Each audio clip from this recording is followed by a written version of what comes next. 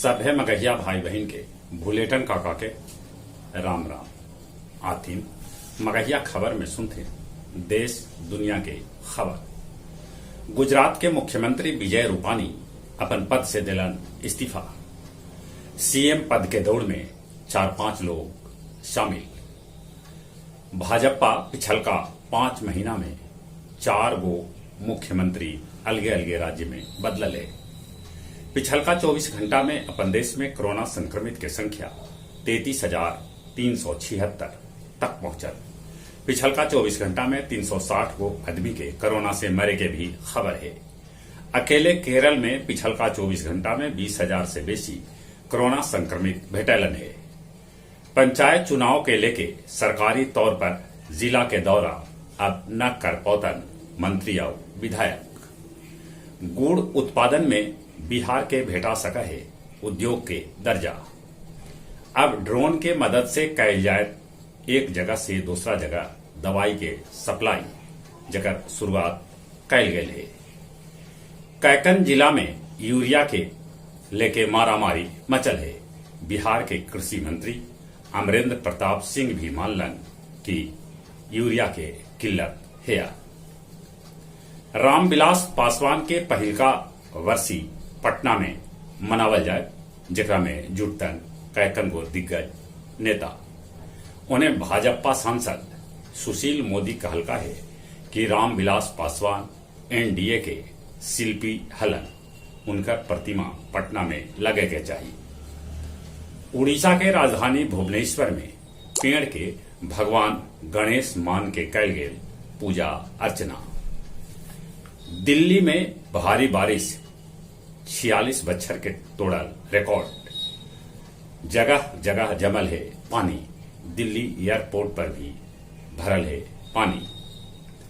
मूर्ति डुबावे में दिल्ली के यमुना में 3 गो लैकन के डूबे से मौत के खबर है। नासा मंगल ग्रह पर जीवन भेटाए के संकेत दिलक है। 9/11 हमला के 20 बच्छर पूरा होवे पर अमेरिकी राष्ट्रपति बाइडेन कहलका कि राष्ट्रीय एकता है सबला बढ़कर ताकत। तालिबान सरकार न कैलक शपथ ग्रहण समारोह। वो कहलक कि शपथ ग्रहण समारोह में बेकार के खर्चा होवा है।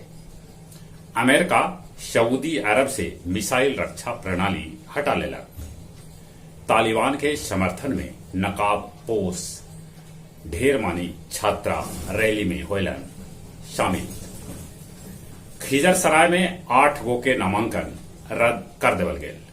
टेकारी में 5वां दिन 618 आदमी अपन नाम के पर्चा भरलन, तब गुरारू में 386 आदमी नामांकन कैलन। गया जी के 12 गो परीक्षा केंद्र पर 5,621 छात्र देतन नीट के परीक्षा। धर्म सभा भवन में विवेकानंद केंद्र मनौलक विश्व बंधुत्व दिवस। गया जिला हिंदी साहित्य सम्मेलन भवन में संत विनोबा भावे के 126वीं जयंती आयोजित कैल गेल। तब सांझ पहर काव्य संध्या के आयोजन होल, जेकर अध्यक्षता सुरेंद्र सिंह सुरेंद्र और संचालन डॉक्टर राकेश कुमार सिन्हा रवि कैलका। ई काव्य संध्या में कैकन कवि भाग लेलन। अब कुछ खेल के समाचार। अमेरिकी ओपन में महिला एकल खिताब इंग्लैंड के 18 वर्षीय एमा रादुकानु जीतलन। कैलेंडर ग्रैंड स्लैम से अब 1 जीत दूर हथन सर्बिया के नोवाक जोकोविच। यूएस ओपन के फाइनल में उनकर मुकाबला मेदवेदेव से होयत। T20 मैच में दक्षिण अफ्रीका श्रीलंका के हरा दिलक। न्यूजीलैंड क्रिकेट टीम 18 बच्छर बाद पाकिस्तान के दौरा पर पहुंचल। महान फुटबॉलर पेले सर्जरी के बाद अभियो आईसीयू में भर्ती।